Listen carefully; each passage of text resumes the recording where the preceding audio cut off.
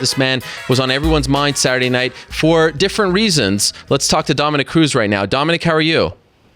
Good. What's up, Ariel? I'm doing great. I know you're short on time, so let's get right into it. Your name came up a ton Saturday night. Demetrious Johnson beats Henry Cejudo. I asked the world, who do you want to see Demetrious fight next? And you were the unanimous decision. I mean, the pick from everyone. Everyone said you, the rematch with you, no one else. Did you watch his performance? And I know you're preparing for a fight, but I'm wondering if at this point you're even interested in this scenario. Yeah, I mean, you look at DJ, and you can't deny that he's the best flyweight ever. You know, I mean, he's done great things. He's defended the title. He's going after a record of Anderson Silva right now. He said himself he's pretty focused on that more than anything, and I kind of understand that. But at the same time, I don't pick my fights, Ariel. I never really have. And I'm not opposed to a fight. I mean, if that guy wants to come up to 35 and try to challenge me, I mean, I don't run from anybody, so I'm there. But right now, I mean, you look at who I'm facing, the landscape of the 135-pound division is probably looking the best that it's looked in the past 4 years, in my opinion.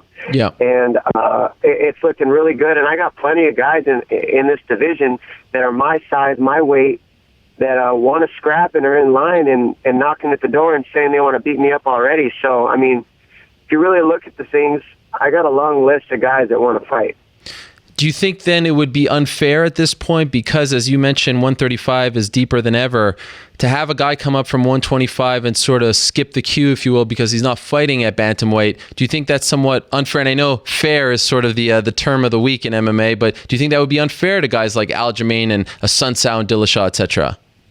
Well, we all know that life isn't fair, so MMA definitely is not Very fair. well said, Dom. Kudos, my man. Let's start with that, you know? So... But besides that, I don't think there's anything like that because super fights are at their highest demand right now. People want to see them. People like them. And that's what the fans want to see, that's what the people are going to buy. Throw us on a pay-per-view. If, you know, 1 million people want to see that fight, when we sell it, you know, maybe I could be the first time DJ has some of the best sales he's ever had in his career. And because people want to see him fight me. I'm not opposed to it, Ariel. That's not what I'm saying. What I'm saying is, I got a lot of guys in line to fight me right now. I don't pick my fights. It's about the demand of what the fans want to see, and if they're willing to pay to see that fight, I'm willing to fight anybody. It's been around 5 years since you fought him. I'm wondering, when you watch him with your careful eye, your analytical eye, do you say to yourself, okay, this guy is a lot better from when I fought him in Washington, D.C.? He's changed a lot. He's a much better fighter now? What I see is he's the same size as the people that he fought. So, like, when you look at him at 135 pounds, he was beating a lot of people. But there was always a size advantage that gave him trouble that he had to work around. At 125, he has nothing to work around. These guys are his size, they're his height, and he can use his fundamentals, his technique, and his speed at the fullest potential because of that. When he comes up to 135, things are different. I mean, he's lost to me and he's lost to Brad Pickett. And that's because of size advantages and then technique on top of that. So he is good. He's the best flyweight ever. I agree with that. But when you're coming up to 135 pounds, that's my division, period. Is he the best pound-for-pound fighter in the world right now? You know, I think that he's done things that in his division that can prove that. And then I think John Jones has done a lot that can prove that also.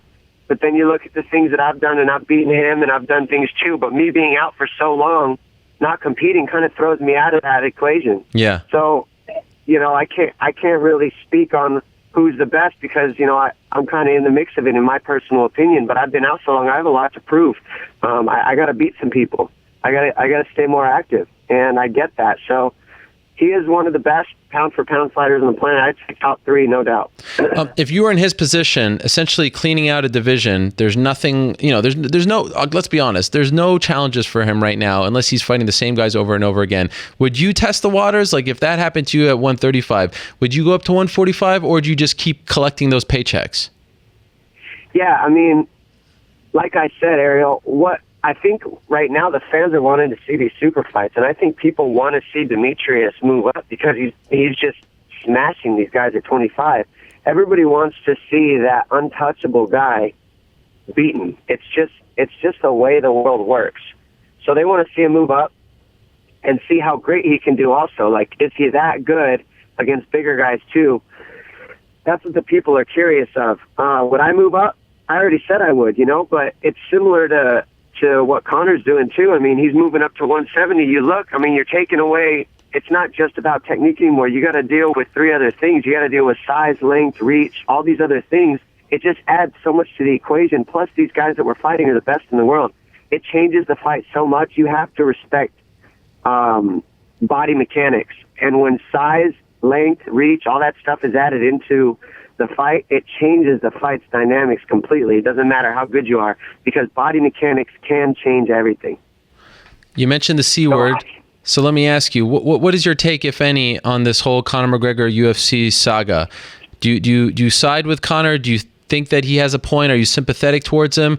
Or do you side with the UFC, who says it's not fair for you to skip out on this media stuff when everyone else has to do it? You can't really side with anybody. I put myself in Conor's shoes. I've lost a fight before, and when you lose a fight, it kind of puts you back to the drawing board. You hear that all the time. I'm going to go back to the drawing board. I'm going to do this. I'm going to do that. And it's like when you lose a fight, you got to change something. And, he realizes he's human now after that loss. He realizes he can lose. He hit Nate with everything and the kitchen sink in that first round, and Nate did not back up for 1 second. That's a different type of fight. Not to mention, we have never seen anybody stand up to Conor McGregor's antics in the pre-fight. Every single person he faced prior to Nate Diaz was broken mentally, shattered mentally, before they even stepped in the cage. You can't break Nate. He does not care. He fights for a different purpose. And he's a real OG, for lack of a better term. The guy just doesn't care. Nate, you're not going to break him. You're not going to get him out of the fight. When you're fighting him, you're going to be in it from the beginning until the end. You have to push the button on him. And then you realize he's got a heck of a chin, too. So I get where Conor's at. He wants to put his head down, train, focus, be the best Conor he can be. Because of that last loss, it can shake you when you lose like that. And his mind is focused on being the best him he can be. So I understand that. On the other end of things, when you look at what the UFC wants, they want you to do the media. Conor's a failure of his own success. He's so good at this media that they're going to ask him to do a ton. But I'll be honest. If the UFC said, hey, Dominick, we're going to pay you 100 times what you're getting paid now, and you're going to make Conor McGregor money, I'll go live with Ariel Helwani for my entire camp, eat everything you eat, do every radio interview you do, go out there and be ready to fight. So it's like, it's kind of a mixed thing, He's getting paid a lot of money to do this stuff, a lot of money, and people want to see it. He's at high demand. So because he's at high demand, that makes him a failure of his own success, if you get what I'm saying. When I spoke to you in Boston after the win over Dillashaw, we talked about what's next. You said that you want to sit down with the UFC brass and essentially get paid what you're worth. Now you have a fight. It's coming up. Have you had that conversation with them? Have you sat down with them? Do you have a new deal? Are you happy with what you're getting paid? Yeah, let's be real. We always want more money. Yeah. But I get paid. I'm involved with the pay-per-view in this next fight. That makes me happy. Yep. The UFC took care of me. We sat down. Lorenzo was perfectly cool with adjusting my pay scale, because I was still on a pay scale from when I was injured for my last couple fights, and he evened things out with me. And I'm happy with the contract that I've been given. And I'm going to keep moving forward to fighting. How long after that fight did you guys sit down and talk? Well, right before I got this next fight going with Faber, we sat down and talked. He came out to California, and in his jet. Nice. Probably spent more money flying out in his jet than he paid me that day, but that's okay. The thing is, they took care of me for this fight. They were willing to work with me and, give me what I'm worth. I've been out a while, so it is important that I get busy. So you've been around Faber for the last few weeks, doing all this media with him. How painful has that been for you? Have you enjoyed it at all, or did it suck every step of the way? After a while, Ariel, you learn that I was out of this for a long time, Yeah. So I have fun poking and prodding at that guy. He's just he loves himself so much that it's fun to just pick and pick and pick at him. And he says it all the time. I'm one of the most annoying people he's ever been around, and that's by plan. That's by purpose. I plan to make his life a living hell as long as I'm in it. He has been taking some shots. He has been accusing you of some stuff. Has he crossed the line? Right. Has he made this too? I don't know if it's possible to make it more personal between you two, but has he actually accomplished that? No, he hasn't, because this is the thing, Ariel. You could say whatever you need to say about me. I understand, like, all is fair in love and war. Like, I get that he's going to come and attack me. I get that he wants to attack my character. I mean, he's been doing this to me since 2007. This is a Faber game. He wants to turn everybody against you and make himself the good guy. He can't handle being the not liked guy. But at the same time, this is all based off of fear. Judgment is the main act of fear.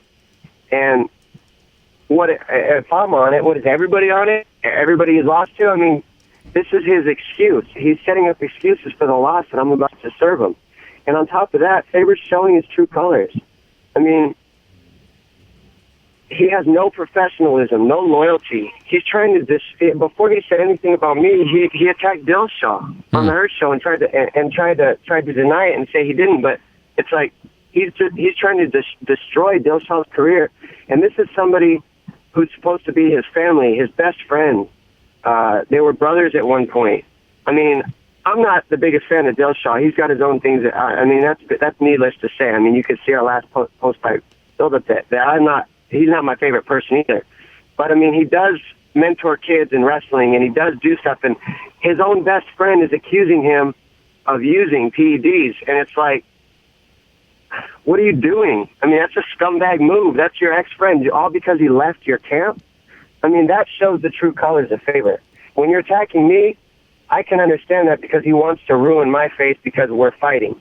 But when you're attacking a friend because he left your camp, I mean, you're just a scumbag. It's a lack of character, and that's something that I haven't liked about Faber since day one. And we're finally seeing the true colors of Faber come out when he makes accusations with absolutely no proof of anything. And one of the best doping agencies on planet Earth, there's just no proof to anything that he says.